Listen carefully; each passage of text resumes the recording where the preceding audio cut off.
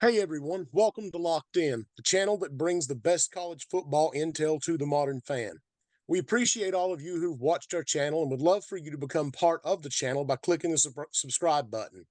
This will help us become more visible on YouTube and help us achieve our goal of raising football IQs everywhere through in-depth analysis in plain English.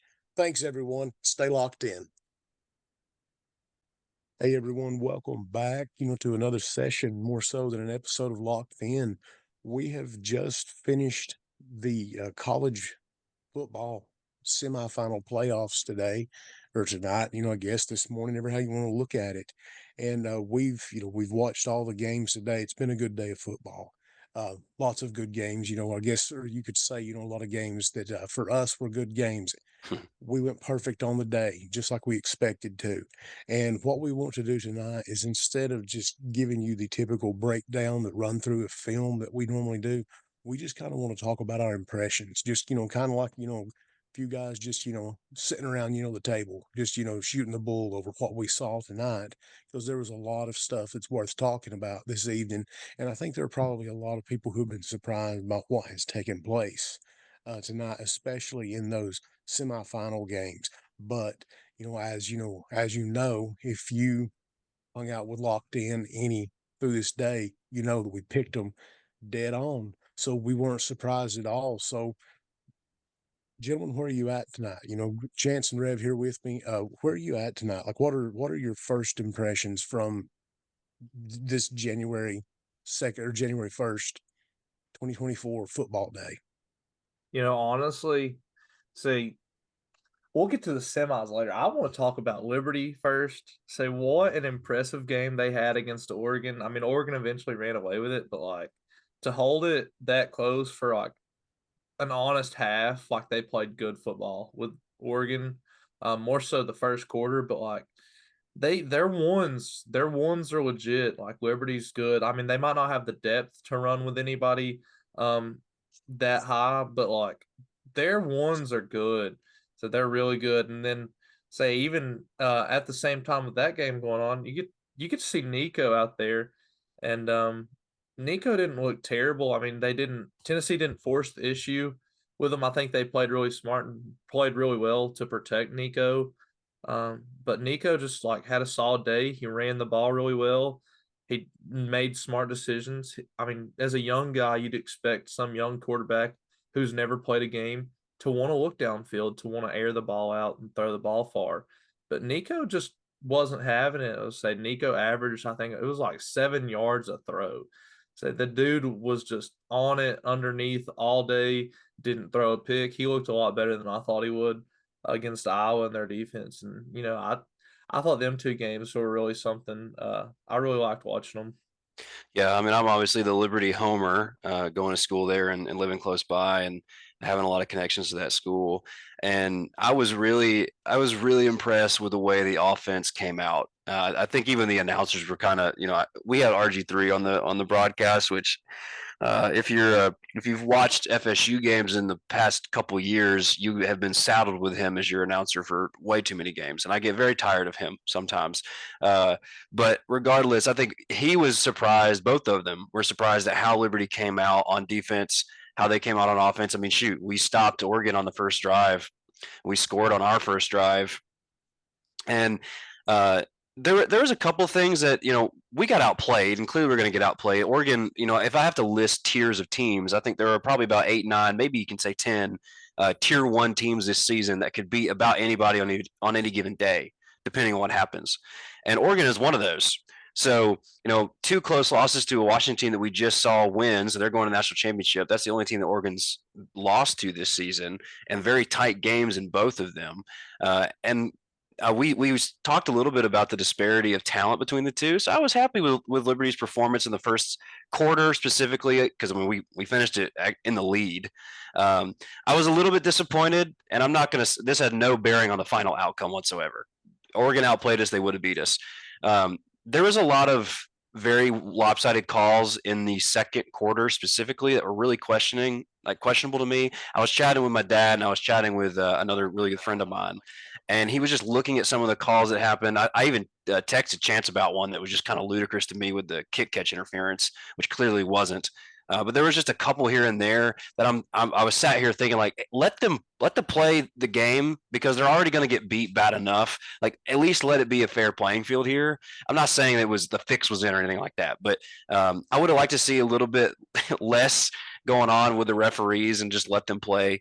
But other than that, happy with Liberty's performance. Happy they got a New Year's Six, and then we called that Tennessee game, I think, fairly decently. The coaching staff for Tennessee, they definitely protected, like Chance was saying, they protected Nico, where he's not having to throw the ball a bunch downfield and possibly throwing interceptions into a good defense.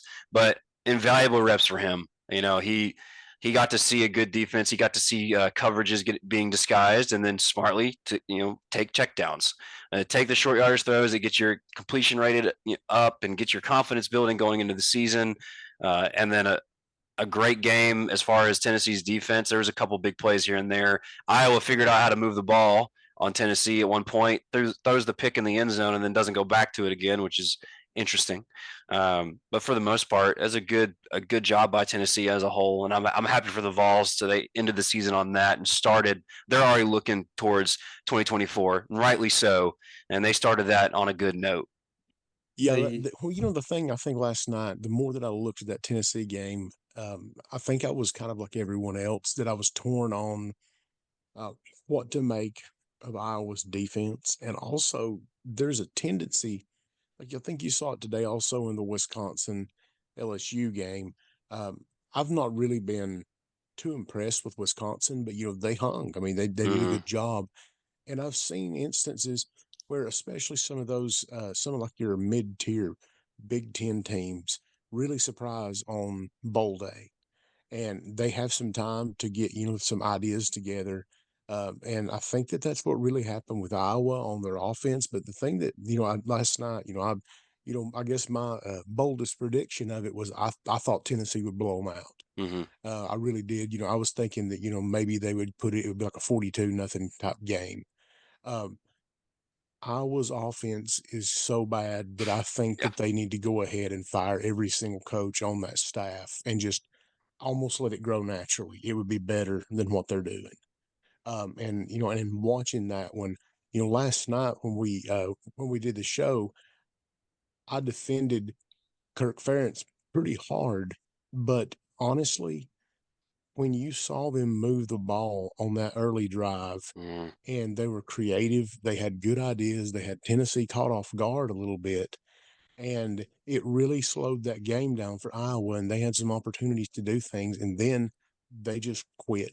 I mean, it's as if they're like, okay, we can't do this. Let's try to, like, fall on a fumble in the end zone, and maybe we'll score 6 points and win it 6-0. I mean, what kind of mindset is that? And so I come away thinking that maybe the people who are really with coming with pitchforks and torches for Kirk Ferentz, maybe they're right, because there's enough talent on that Iowa offense if you get a better quarterback to make something happen. And even with the quarterback they had today, Deacon, I forget his last name, Deacon Hill.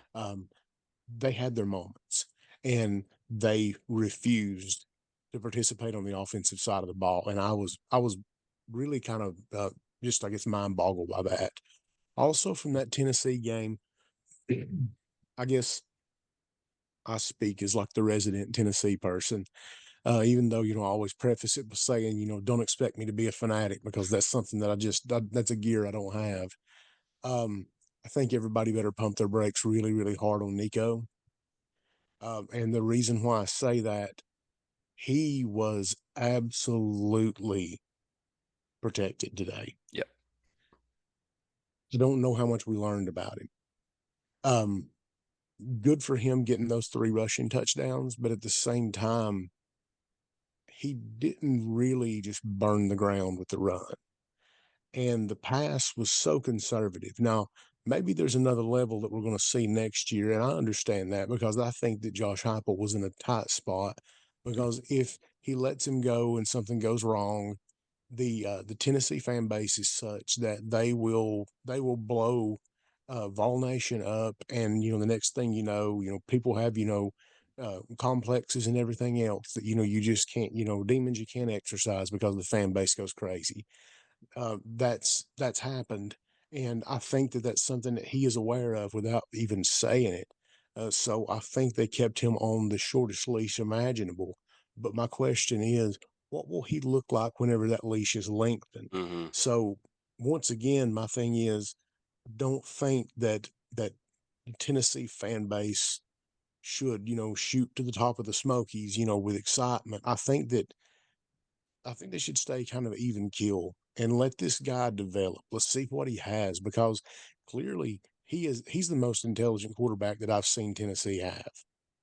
Um, and I mean, and that's even with, people like Hooker and Dobbs involved. That Nico looks like, I mean, he almost looks like, some kind of ninja out there playing. He makes smart moves. He is highly athletic. And I'm interested to see what happens. So it looks like Heupel wants to go on obviously with sitting him out this year, obviously with controlling him in this bowl game. He wants to go with the slow roll method. I don't think that's a bad idea at all, Hmm. but I'm anxious to see what it looks like whenever he he's turned loose. So I still have that question in my mind, but I know that Heupel did the right thing for that program, and I think that he's got his finger on the pulse of what he needs to do. And the defense looked so much better today, even with missing a lot of people in the secondary, and he's got better people coming in to replace them. Hmm. So I think things look good for Tennessee. I mean, I'm interested to see how it goes, and like what y'all said about Liberty, good for them. I think that that's great for college football as a whole. Um, and then also in that game, how can you not be happy, for Bo Nix? Mm. I mean, that guy basically turned his life around in terms of football. And there were so many good things that happened in those early games that I just think it has to make you feel good about, where college football was at this morning. I was say, I think he finished with the highest completion percentage ever in college He football passed Mac history. Jones' single season record. He was actually going back and forth with it a couple times. He had it and then missed a throw. And then they did three more pretty easy throws. So I mean, I will say Oregon does the cheaty little push pass to get that stat Mhm. up there, but it counts. It works. They did that three times. They got him over the limit, and then he didn't throw again.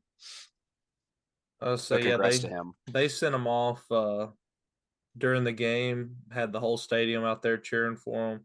His parents were there watching. It was a very wholesome moment. Yeah. That's a good So moment. yeah, you just gotta love moments like that. Say the early games were really good. Everyone here at Locked In wants to say thank you to all of you who have subscribed to, liked, and commented on our channel. We've had a blast bringing great college football analysis to you. If you haven't subscribed yet, please hit the subscribe button. If you want to share your thoughts, we'd love to see your comments. Till next time, stay locked in.